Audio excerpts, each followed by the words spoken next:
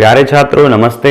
मैं डॉक्टर प्रदीप जैन, आपका टीचर, आप मुझे दोस्त भी कह सकते हैं।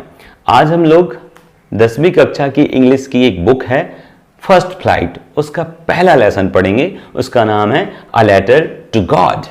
पर उसके पहले एक छोटी सी कहानी बताता हूं। एक बहुत बड़ी बिल्डिंग थी और उसमें भयंकर आग लग जाती है और उसमें जो बच्चा था जो काम कर रहा था वह पूरी तरीके से जल जाता है और बेहोश हो जाता है। कुछ लोग उसे डॉक्टर के पास ले जाते हैं और डॉक्टर बताता है कि इसके पैर तो पूरी तरीके से जल गए हैं, ये अपने जीवन में कभी चल नहीं सकता और लगता है ये बचेगा भी नहीं, मर जाएगा। जो लड़का बेहोश था, वेंटिलेटर पर था, वह ये सुन रहा होता है, थोड़ा थोड़ा उसे सुनाई दे रहा होता है। तो वह सोचता है डॉक्टर ने भले ही कहा है मर जाएगा या चल नहीं पाएगा, पर उसने सोचा और मन में विश्वास बनाए रखा कि नहीं, मैं चलूंगा भी, जीऊंगा भी। और उसके इस विश्वास के कारण से और सपोर्ट के कारण से, धैर्य के कारण से वो चला भी, जीवित भी रहा और अंत में दुनिया का सबसे तेज दौड़ने वाला लड़का बना। तो यह कैसे हुआ? क्योंकि उसके डॉक्टर ने तो मना कर दिया था कि चल भी नहीं पाएगा, मर जाएगा, पर वह ऐसा कैसे कर पाया? विश्वास के कारण से। जैसी परिस्थिति थी उसका सामना उसने अच्छे से किया। जैसे आप कहीं गए और आपकी साइकिल गुम गई, ऐसी परिस्थिति में आप क्या करेंगे? कुछ बच्चे अपने दोस्तों पर शक कर सकते हैं, कुछ बच्चे रोने लगते हैं, कुछ बच्चे टीचर से शिकायत करेंगे और कुछ बच्चे शांति से बैठ के सोचेंगे पहले कि मैंने साइकिल कहां रखी थी, मैं सबसे पहले कितने बजे कहां आया था। और इस प्रकार से सोचते हुए अचानक ध्यान आ जाता है कि मैंने साइकिल तो कहीं और रखी थी और मैं ढूंढ कहीं और रहा था। तो कुल मिलाकर बात यह है कि अगर आपके मन में विश्वास है, आप धैर्य के साथ काम कर रहे हैं, किसी भी परिस्थिति में घबराते नहीं हैं, तो आप किसी भी काम में सफल हो सकते हैं। तैरने के लिए तालाब में घुसना होगा, डरने के कारण से आप तैर नहीं सकते हैं। तो सारी कंडीशंस विश्वास की हैं। आपने गीत सुना होगा, मन में हो विश्वास, पूरा है विश्वास, हम होंगे कामयाब। वही बात है कि विश्वास बनाए रखें, कॉन्फिडेंस बनाए रखें। ये पाठ भी वही है कि एक किसान था, लेंचू जिसका नाम था, और उसकी फसल पूरी तरीके से बर्बाद हो जाती है। अब वह बर्बाद हो जाने की कंडीशन में क्या करता है? एक लेटर लिखता है भगवान के नाम और भगवान उस लेटर का जवाब देते हैं या नहीं देते हैं। अंत तक इस पाठ को हम पढ़ेंगे। बहुत ही प्यारा पाठ है। तो आइए शुरू करते हैं। पर उसके पहले मैं बता दूं, इस चैनल पर आपके लिए सभी विषयों की क्लासेस पढ़ाई जाएंगी, तो आप इसे सब्सक्राइब कर सकते हैं। यह क्लास दूरदर्शन पर भी कभी आएगी, तो उस क्लास पर जो बच्चे देखें, तो चैनल तक पहुंचने के लिए आप 8889952226 इस नंबर पर आप मैसेज करेंगे या फिर यूट्यूब पर शिक्षा नाम के चैनल को सर्च कर लेंगे या फिर सब्सक्राइब कर लेंगे जो इसी चैनल पर देख रहे हैं, तो आपको अन्य क्लासेस भी मिलती रहेंगी। तो आइए शुरू करते हैं। क्या है इस लेसन का नाम? A letter to God. A letter to God यानी एक पत्र भगवान के लिए। भगवान के लिए कोई पत्र लिखता है क्या? पर पाठ तो यही है, देखते हैं क्या होता है। ओके, शुरू करने से पहले मैं बता दूं, आपकी लेसन में जो लाइंस हैं उसकी दो 3 लाइंस को मैं स्क्रीन पर दिखाता जाऊंगा और वो लाइंस आगे आगे बढ़ती जाएंगी। हम मतलब समझते जाएंगे चित्रों के साथ, ठीक है? द हाउस, एक घर। The only one in the entire valley. Entire valley से मतलब संपूर्ण घाटी में केवल एक ही घर। Set on the crest of a low hill. जो सेट था मतलब बना हुआ था। सिट का सेकेंड फॉर्म सेट होता है बैठना। यहां बैठने से मतलब बैठा हुआ नहीं, मतलब घर बना था। ऑन द क्रेस्ट, क्रेस्ट का मतलब होता है चोटी। ऑन द क्रेस्ट मतलब चोटी, तो चोटी पर बना होता है। किसकी चोटी पर? Of a low hill. From this height, और इस ऊंचाई से, यानी जिस ऊंचाई पर घर बना हुआ था, from this height one could see the river.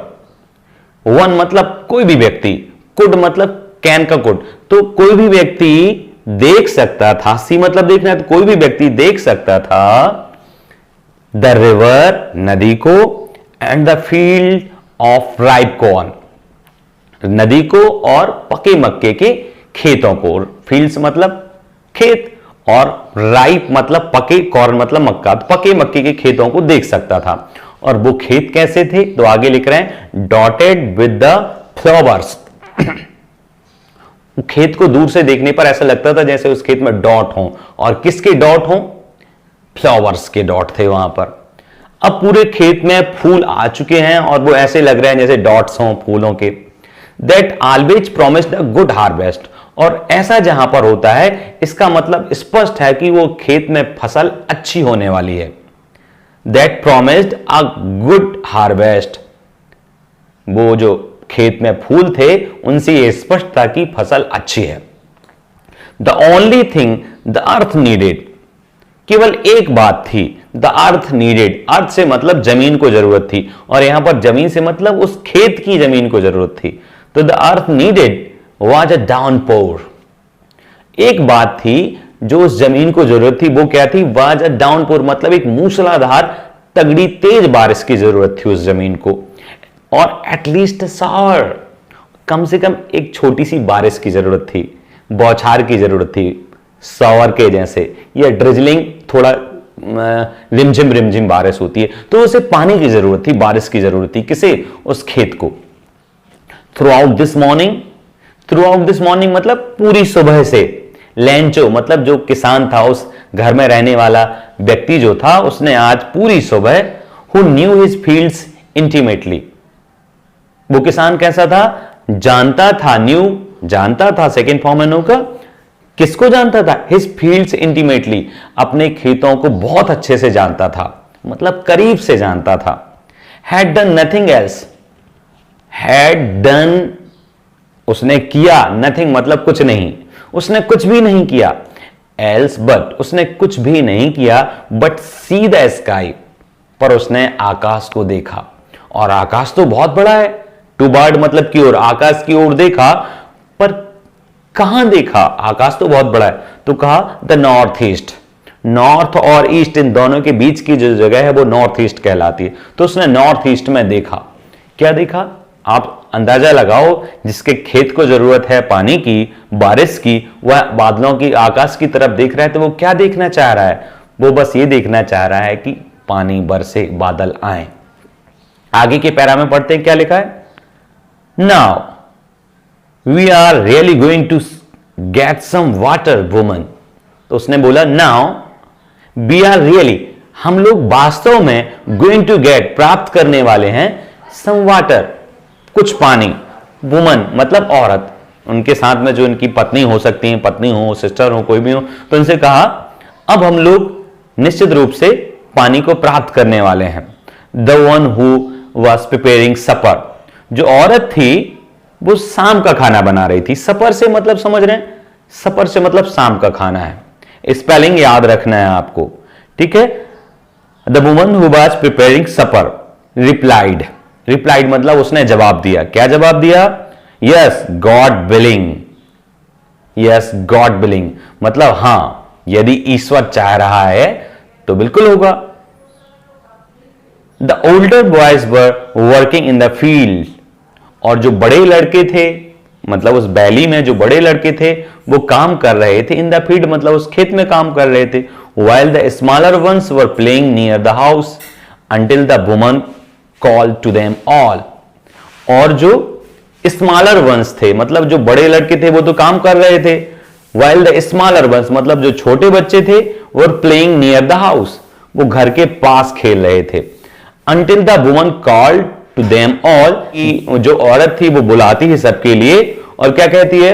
come for the dinner, रात का खाना सपर तैयार कर रही थी और उन्होंने बुलाया। क्या बोला? come for the dinner, भोजन के लिए आ जाइए। It was during the meal that, अब खाने के ही दौरान क्या हुआ? Just as Lencho had predicted, जैसे लेंचो ने, उस किसान ने प्रिडिक्ट किया था, अनुमान जो लगाया था, big drops of rain began to fall, बड़ी बूंदे, ड्रॉप्स मतलब बूंदे, बड़ी बूंदे, रेन मतलब बरसात की बड़ी बूंदे, began to fall गिरना शुरू हो गई। In the northeast, huge mountains of clouds could be seen approaching, और नॉर्थ ईस्ट में जहां वो सुबह देख रहा था, रात में उसने देखा कि ह्यूज माउंटेन्स ऑफ क्लाउड्स, एक बहुत बड़ा पर्वत, पर्वत किसका पर्वत? क्लाउड्स, क्लाउड्स का मतलब बादलों का बहुत बड़ा पहाड़, could be seen approaching, north east में देखा जा सकता था। The air was fresh and sweet. जो प्यारे छात्रों, परीक्षा के महत्वपूर्ण प्रश्न, विद्यालय की प्रतियोगिताएं, टूर्स, टूर्नामेंट व देश के टॉप टीचर्स से मिलने के लिए सब्सक्राइब करें the earbuds fresh and sweet. जब पानी गिर रहा है, जो वह चाहता था, तो ऐसे समय में बहुत पॉजिटिव होता है व्यक्ति जब उसके मन का होता है। तो उसे वो हवा कैसी लग रही थी? वह फ्रेश एंड स्वीट, बहुत मीठी और फ्रेश हवा थी। द मैन मतलब कौन? वह Lencho. The man went out for no other reason. वह लेंचो बाहर गया फॉर नो अदर रीजन, किसी और रीजन से नहीं, किसी और कारण से नहीं। Then to have the pleasure of feeling, pleasure आनंद लेने के लिए गया। और किसका आनंद? ऑफ फीलिंग मतलब उस फीलिंग का आनंद लेने के लिए। किस बात की फीलिंग का आनंद लेने के लिए? तो कहा the rain on his body, मतलब उसकी बॉडी पर बारिश की बूंदें पड़े तो इसकी फीलिंग उसे आए तो उसको आनंद होगा। तो इसकी फीलिंग का आनंद लेने के लिए वह बाहर गया।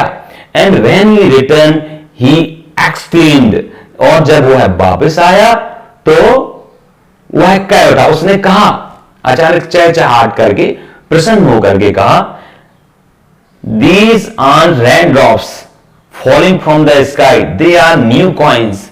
और उसने क्या बहुत बड़ी बात कही, दीज आरंट रेन ड्रॉप्स, ये कोई बारिश की बूंदें नहीं है, गिर पानी रहा है, बड़ी बड़ी बूंदें गिर रही हैं। और उसने कहा these aren't rain drops falling from the sky, ये बारिश की बूंदें नहीं है जो आकाश से गिर रही हैं। तो फिर they are coins, new coins, वो नए सिक्के हैं। और किसके सिक्के हैं? The big drops are 10 cent pieces, और जो बड़ी बूंदें हैं वो 10 सेंट की हैं।